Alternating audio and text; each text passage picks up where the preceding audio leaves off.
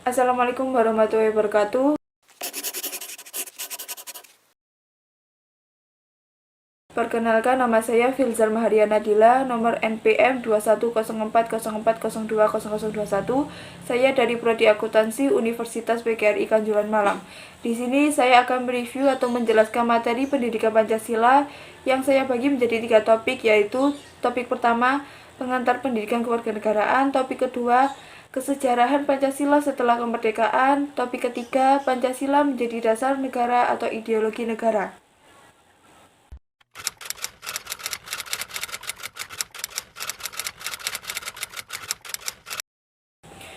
Baiklah, untuk topik pertama yaitu pengantar pendidikan kewarganegaraan. Setelah mempelajari dinamika perkembangan pendidikan Pancasila, menurut Anda apakah pendidikan Pancasila saat ini sudah berjalan sesuai dengan tujuannya? Apa yang menyebabkan hal itu bisa terjadi?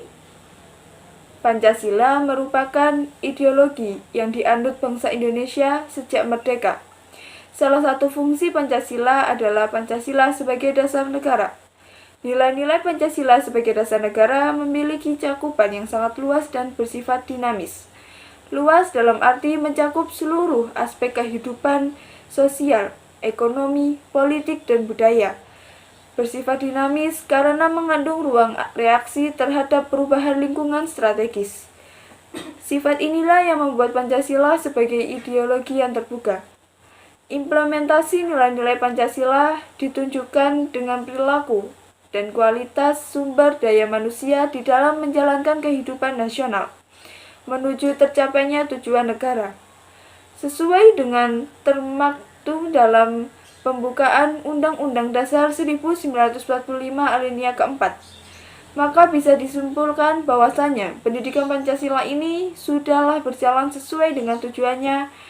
Hal itu bisa terjadi karena adanya penerapan nilai-nilai Pancasila sebagai dasar negara pada kehidupan setiap masing-masing orang dengan baik, sehingga bisa tercapainya negara yang damai dan makmur.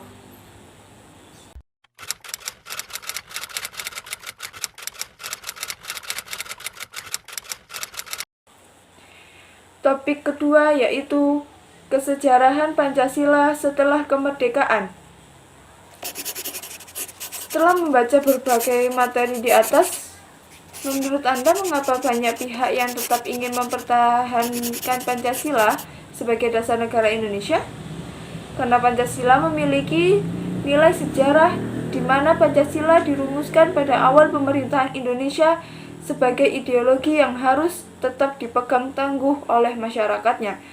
Hingga tak lekang oleh waktu, Pancasila pun harus dipertahankan sebagai ideologi untuk menerangi ancaman ideologi lainnya seperti paham komunis, paham liberalisme, dan paham yang menyalahgunakan agama.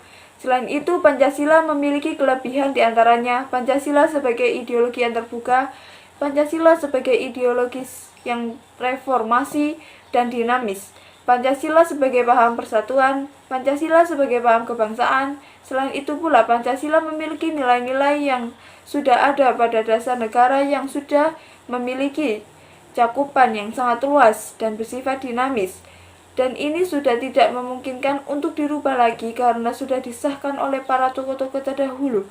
Maka dari itu, kita harus menjadi salah satu yang ingin mempertahankan Pancasila sebagai dasar negara Indonesia.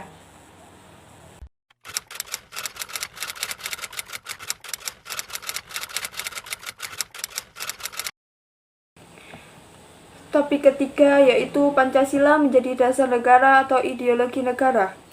Setelah membaca berbagai materi di atas, menurut Anda mengapa ideologi penting dalam menjalankan sebuah negara? Ideologi berasal dari bahasa Yunani yang diambil dari dua kata, idea dan logos. Idea berarti ide, gagasan, buah pikir, atau konsep. Sedangkan logos berarti hasil pemikiran.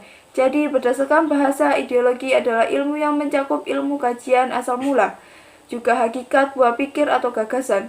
Ideologi juga disebut a system of ideas yang akan mengatur seluruh hasil pemikiran tentang kehidupan, lalu melengkapinya dengan berbagai sarana juga kebijakan serta strategi di mana tujuan yang ingin dicapai disesuaikan dengan kenyataan, nilai-nilai yang ada dalam falsafat yang menjadi sumbernya. Ideologi memiliki fungsi lainnya, yaitu fungsi kognitif dan orientasi dasar. Sebagai fungsi kognitif, berarti ideologi dapat dijadikan sebuah landasan bagi suatu bangsa dalam berkehidupan di dunia.